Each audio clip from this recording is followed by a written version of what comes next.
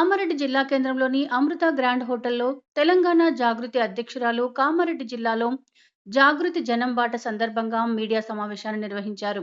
ఈ సందర్భంగా జాగృతి అధ్యక్షురాలు కవిత మాట్లాడుతూ బీసీల ద్రోహి తెలంగాణ రాష్ట్రం సీఎం రేవంత్ రెడ్డి అని అన్నారు. బీసీలకు 42% రిజర్వేషన్ అమలు చేయకుండానే సర్పంచ్ ఎలక్షన్లు నిర్వహించడం జరుగుతుందని, సర్పంచ్ ఎలక్షన్లో ఎన్నికల కొరకు మీ గ్రామాలకు వచ్చినప్పుడు కాంగ్రెస్ పార్టీ నాయకులను నిలదీయాలని కోరారు. ఈసారి కామారెడ్డి వరద బీభత్సవంతో చాలా మంది రైతులు నష్టపోవడం జరిగిందని, వారికి ఇప్పటి వరకు ఎలాంటి నష్టపరిహారం కూడా చెల్లించలేదని అన్నారు. స్వయంగా సీఎం రేవంత్ రెడ్డి కామారెడ్డి జిల్లాలో పర్యటించి నష్టపోయిన రైతులకు న్యాయం చేస్తానని చెప్పి ఇంతవరకు వారికి న్యాయం చేయలేదని అన్నారు. బీసీపీ కోసం ఎంత కొట్లాడినా సరే కాంగ్రెస్ ప్రభుత్వం ఇవాళ రేవంత్ రెడ్డి గారిని మేము మొన్ననే చెప్పినాం, వారిని బీసీ ద్రోహిగా మేము ప్రకటించినాం.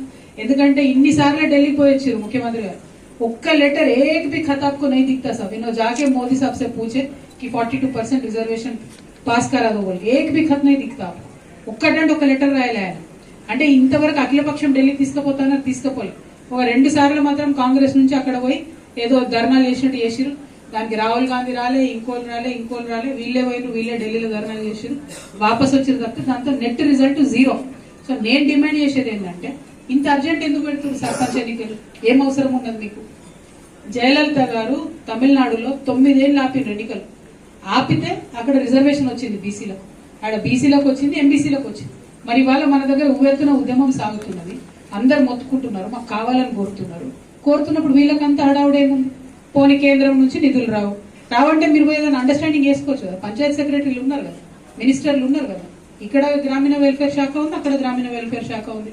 ఎందుకు అవుతాయి నిధులకు? మీరు చాలా అప్పులన్నీ కూడా మేము మాడిఫై చేసి వాటి ఇంట్రెస్ట్ రేట్లు తగ్గిస్తున్నాం అని గొప్పలు చెప్పుకుంటారు కదా. మరి ఇది చేయండి, ఎందుకు చేయండి? అంటే మీ మైండ్లో మీ మనసులో బీసీలకు న్యాయం చేయాలని ఉద్దేశమే లేదు. ఈ కాంగ్రెస్ నన్ను కుటుంబం నుండి దూరం చేసినామని చెప్పి, దూరం చేయాలని చెప్పి చేసినటువంటి కుట్రలో భాగంగానే నన్ను బీఆర్ఎస్ పార్టీ నుండి సస్పెండ్ చేయడం జరిగింది. అయితే మీకు నేను ముందే చెప్పిన ఇంట్రడక్షన్లో కూడా, మా కుటుంబంలో ఏమైపోయిందంటే ఉద్యమము, రాజకీయము, ప్రజల పట్ల ఉండే ప్రేమ, కమిట్మెంట్ అన్నీ కలిసిపోయి ఉన్నాయి. సో రాజకీయం వేరు, కుటుంబం వేరు, పార్టీ వేరు, ఉద్యమం వేరు అని చూసే పరిస్థితి లేదు. ఇవాళ నా తల్లిదండ్రుల నుండి నన్ను దూరం చేసినా కూడా నేను నా మరో కుటుంబం అనుకునే తెలంగాణ కుటుంబం కోసమే పనిచేస్తాను.